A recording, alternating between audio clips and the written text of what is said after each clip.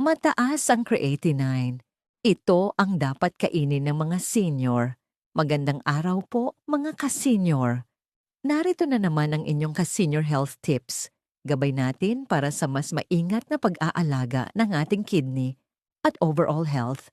Mga ka-senior, kapag sinabi ng doktor na mataas ang creatinine, ibig sabihin, maaaring nahihirapan ang kidney sa pag-filter ng waste sa katawan, kaya napakahalaga ng tamang pagkain.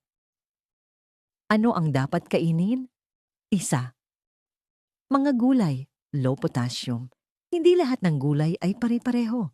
Mas mainam ang repolyo, pipino, sayote, lettuce. Mas magaan ito sa kidneys kumpara sa ibang gulay. 2. Mga prutas in moderation. Pumili ng prutas na hindi masyadong mataas sa potassium. Mansanas, peras, ubas. Huwag sosobrahan, balance pa rin ang susi. 3. Puting kanin o simple carbs nagbibigay ng energy, hindi mabigat sa kidneys. Mas okay kaysa sa sobrang processed food. 4. Protein, pero kontrolado mga ka-senior. Mahalagang protein pero sobrang protein ay katumbas ng dagdag trabaho sa kidneys. Piliin. Isda, manok, lean, kaunting itlog. 5. Sapat na tubig tumutulong sa pag-flush ng waste na nakakatulong sa kidney function. Pero kung may restriction, sundin ang payo ng doktor. Ano ang dapat iwasan?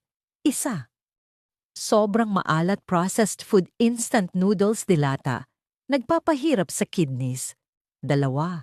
Sobrang protein, red meat. Processed meat pwedeng magpataas lalo ng creatinine. 3. High potassium foods, depende sa case. Saging, patatas, kamatis kailangang kontrolado. 4. Matatamis at soft drinks, dagdag stress sa katawan, hindi maganda sa kidneys. Mahalagang paalala. Mga ka-senior, hindi pare-pareho ang kondisyon ng bawat tao. Depende sa stage ng kidney problem ang diet. Mas mabuting may gabay ng doktor o dietitian. Mensahe para sa inyo. Kapag mataas ang creatinine, hindi ibig sabihin na wala ka nang pwedeng kainin. Kailangan lang maging mas maingat at mas pili. Ang tamang pagkain ay malaking tulong para hindi lumala ang kondisyon, gumaan ang trabaho ng kidneys, mapanatili ang lakas ng katawan. Kung nakatulong po ang video na ito, huwag kalimutang i-like, i-share at mag-subscribe para sa mas marami pang ka-senior health tips. Muli, ito ang inyong ka-senior health tips.